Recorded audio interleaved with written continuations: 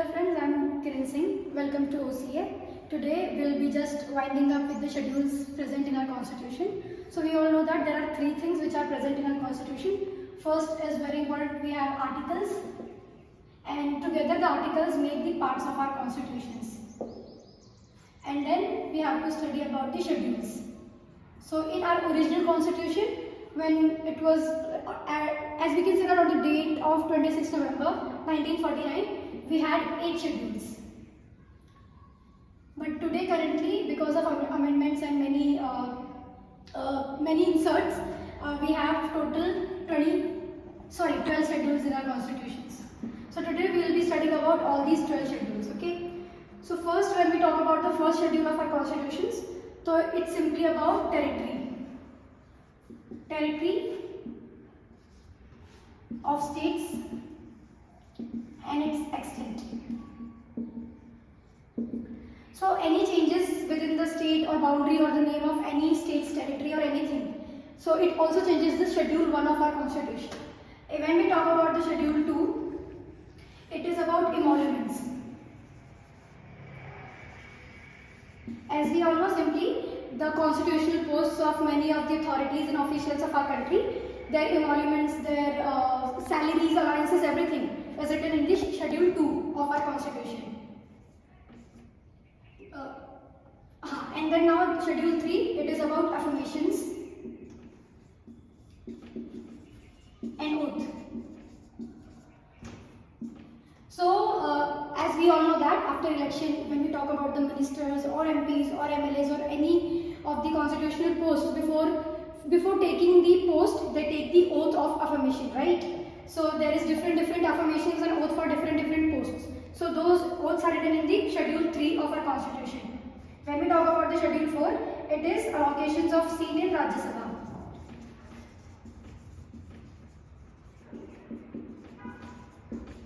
As we all know, in India, the seats of Rajya Sabha is allocated on the basis of population.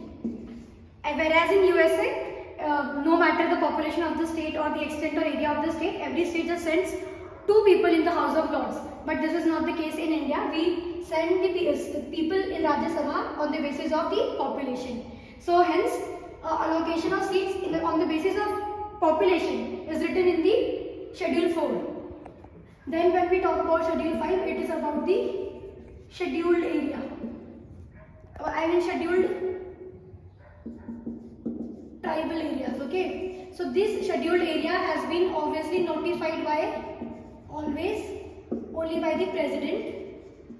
And when we talk about the schedule 5, it is about all the scheduled areas except for ATM square. So here A means Assam, T means Tripura, M means Manipur, sorry not Manipur, Meghalaya, and except for the Assam, Meghalaya, Mizoram, Tripura, you can memorize it or keep it remember in the mnemonic form ATM square, okay? And in this M square, you should remember it is not Manipur. When we talk about the 6th schedule, it is also the scheduled areas, but only for ATM square.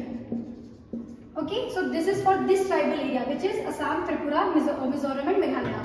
When we talk about the schedule 7, it is about the lists, or this is which list? So we call it federal, concurrent and union. As we all know, there is a separation of power in our country and constitution provides for that separation of power. So there are 3 lists which has different subjects. Federal list means the subjects which are under the state's authority. Union list means the subjects which are under the union's authority, which comes like finance, defense, etc. And concurrent list means which comes under state and union both authority. Then comes the question is, if concurrent lists, the subjects of concurrent lists, state and union both can make the laws on the subject of concurrent list, then which law will be followed by the state or the union government? It's simply the union government, because our constitution is unitary, federal, but in it's tilted in the union side more. We call it quasi-federal, right? Now when we comes to 8th schedule, this is about our official languages. So currently we have 22 official languages in our constitution in schedule 8, and we must remember that English is not the official language. So now we are done with all the 8 schedules of our constitution which were originally present in our constitution. Now we will be discussing about the other 4 which are inserted during amendments. Okay. So the next one is 9th schedule. It was inserted in first amendment, first constitutional amendment in 1951. Or this schedule is about land reforms. Now we'll talk about the 10th schedule. This was inserted in 52nd Constitutional Amendment Act, and this is about the anti-defection. When we call about the anti-defection, so first we should know what is defection. So defection is simply for any MP or MLA which change their party for multiple reasons. There can be multiple reasons after the election. So this is the defection. So this was major issue back then when this law was not in existence. And now one more thing we should understand, that who will identify the defection is correct or not. So this power lies to the Speaker of the House. Now when we talk about the 11th schedule, it's about the panchayats. So we all know in our DPSP there is a articles which says about the local self-governments, and this is Gandhian philosophy. So we have to promote our panchayats, or we can say local self-governments. This is also known as the third tier government, and this was inserted in our constitution 73rd Constitutional Amendment Act. And now the last one is 12th schedule. It is for municipality. This is also the third tier government,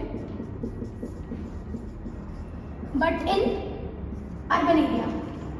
And when we talk about panchayat, it is only for rural area.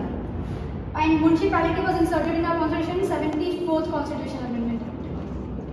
So these were the basic 12 schedules which are there in our constitution, and we must know about what are their subjects and topics. Thank you.